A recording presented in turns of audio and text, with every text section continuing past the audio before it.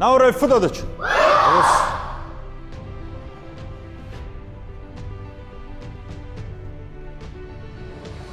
дар ин маҷмӯаи навбунёд ки дар маҳаллаи дурсии ноҳияи Синои пойтахт ҷойгир аст, шароити мусоид барои мураббиёни ҷавон фароҳам аст, то ба насли наврас дарси варзишу солимгардонӣ омӯзонанд.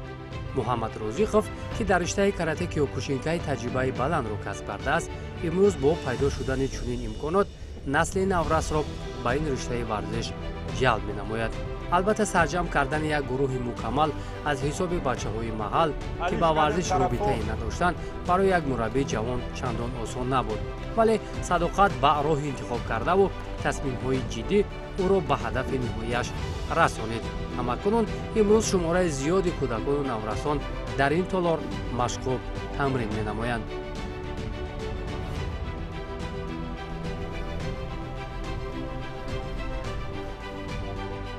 Туи 18 сол мешавад ки ба ин намуди варзиш яъне карате киёкушинкай машғул ҳастам. Дар ин солҳо дар чандин мусобиқаҳои дохилию берун аз кишвар иштирок намудам, ба натиҷаҳои назаррас ноил гардидам.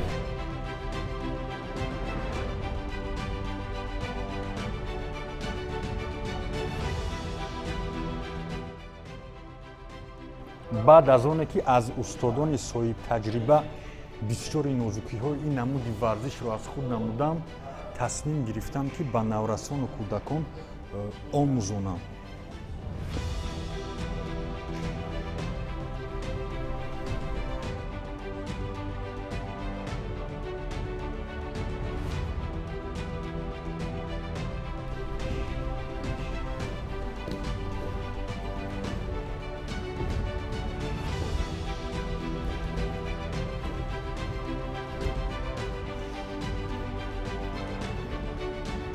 як ҳарбаҳои шарқӣ барои ҷисману рӯҳан обутоб ёфтани кӯдакону наврасон мусоидати фаъол мекунад ва имрӯз дар Тоҷикистон ҳаводорони хеле зиёд дорад. бубинед, дар ин толор бештарашро кӯдакон ташкил медиҳанд, ки бо рӯҳияи баланду орзуҳои қаҳрамонӣ пайи тамрин мебошанд.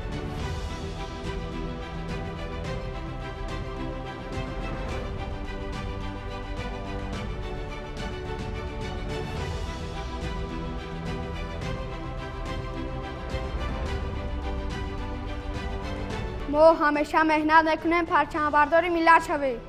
ما چمپیون تمام سوام.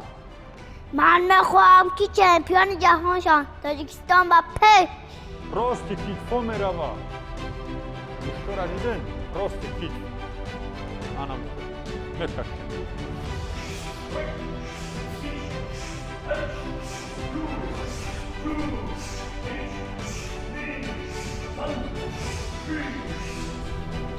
ин кӯдакон ба варзиш хеле муҳаббати зиёд доранд.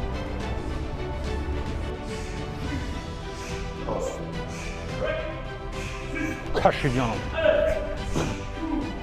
поён. ҳоло бошад мо дар ин ҷо ҷавонону наврасони бомаҳоратро даъват мекунем, ба онҳо машқу тамринҳо мегузаронем. вақте ки онҳо таҷриба мегиранду малакаашон баланд мешаванд, мо онҳоро ройгон аз ҳисоби соҳибкорон ба мусобиқаҳои байналмилалӣ сафарбар менамоем. барои дилхоҳ мураббӣ муҳимтар аз ҳама дастоварди хуби шогирдон ба ҳисоб меравад, ки дар ин росто муҳаммад Розихов қадамҳои устувор гузошта истодааст.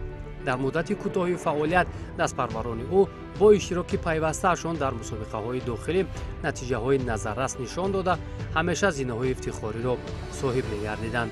ҳамин сабаб шуд ки онҳо ба мусобиқаҳои сатҳи байналмилалӣ ва минтақавӣ роҳ ёфта, дар кишварҳои Узбекистону Қазоқистон чандин маротиба ҳунару маҳорати худро нишон доданд ва бо дастовези зиёд ба ватан баргаштанд.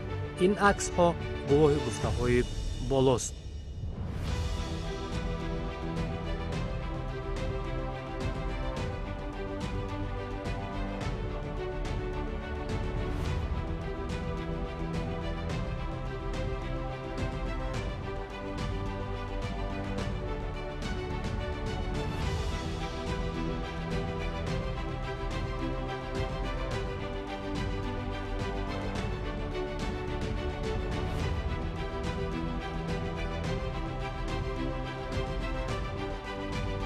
қаблан ин мураббии ҷавон дар толори яке аз мактабҳои миёна фаъолият мекард ки он ҷо чандон шароити хуб надошт.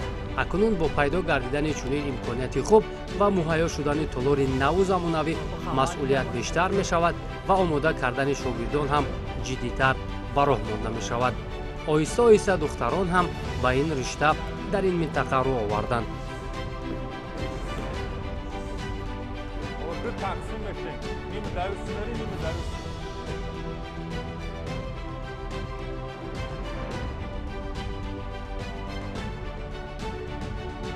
نام من زینت سعادت است. من امروز در قطار پسران مشق میکنم که در آینده چمپیون شوم.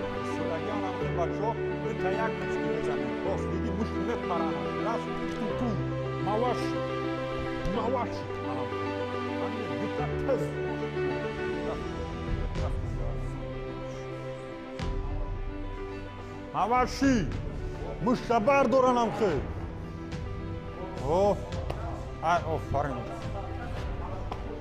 تستو میخورم مشکو برگی نوره فدالش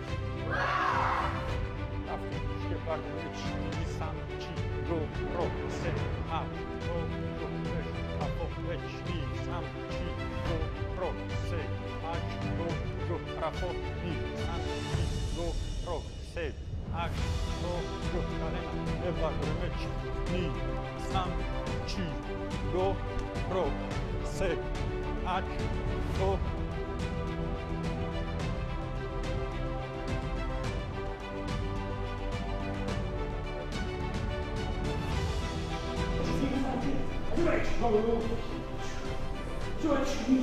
من کوشش میکنم که شاگردان خود را در سطح بلند خوب آماده کنم تا که آنها در چمپیونات های آسیا و جهان نامبردار وطن خویش گردند. карате киёкушинкай ҳанӯз аз рӯзҳои аввали соҳиби истиқлолӣ ҳаводорони худро пайдо карда буд ки то ин дам дастпарварони федератсияи мазкур ба натиҷаҳои хеле бузург ноил гардиданд. мусобиқаҳои шаҳриву ҷумҳуриявӣ ва чемпионатҳо ҳамасола дар сатҳи хеле баланд баргузор мегардад ки аз минтақаҳои гуногуни кишвар варзишгарони зиёд ҷамъ меоянд. дастпарварони муҳаммад розиқзода ҳам пайваста дар чунин мусобиқаҳо садрнишин ба ҳисоб мераванд. албатта самараи ҳама гуна муваффақиятҳо ва дастовардҳо пеш аз ҳама имконот ва шароити хуб ба ҳисоб меравад. маҳз ҳамин толори кӯчак дар худ орзуҳои бузургро парвариш мекунад. дар воқеъ ҷои хушнудист ки кӯдакону навросон аз ҳоли ҳозир самти варзишро интихоб карданду ҳамчун насли солим ба воя мерасанд.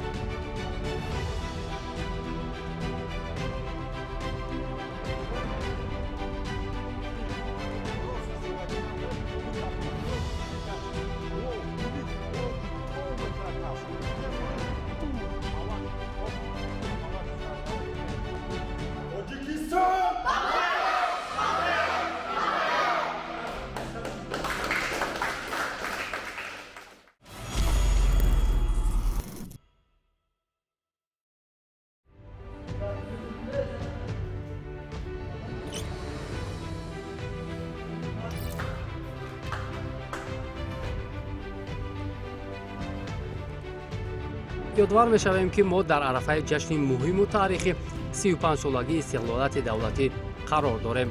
вобахшида ба ин санаи муқаддас дар сартосари кишвар иншооти зиёди варзишӣ бунёду ба истифода дода мешаванд ки маҳз ҳамин маҷмӯаи варзишӣ метавонад иншооти муҳими солимгардонӣ барои сокинони маҳаллаи дӯстии ноҳияи синои пойтахт ба ҳисоб равад, махсусан барои наврасону ҷавононе ки мехоҳанд орзуҳои худро дар самти варзиш амалӣ кунанд. дар толорҳои дигари маҷмӯаи варзишии мазкур намудҳои муҳорибаҳои омехта, гӯштини ҷудо ва толори васеъ барои машқи бадан фаъолият мекунад ки ҳамарӯза сокинону дӯстдорони тарзи ҳаёти солим аз ин шароит самаранок истифода мебаранд. самараи иншооти варзишӣ имрӯз ба рушди варзиши тоҷик заминаи мустаҳкам гузошт. фарзандони ин миллати сарбаланд дар бузургтарин мусобиқаҳои сатҳи осиёву ҷаҳон ширкат намуда ному нанги сарзамини худро боло бардоштанд. имрӯз раванди ободкориву созандагӣ дар самти варзиш бо суръати баланд идома дорад. боварӣ дорем ки аз шароити ба миён омада мураббиёни тоҷик самаранок истифода бурда боз ҳам варзишгарони арзандаро ба сатҳи байналмилалӣ мебароранд.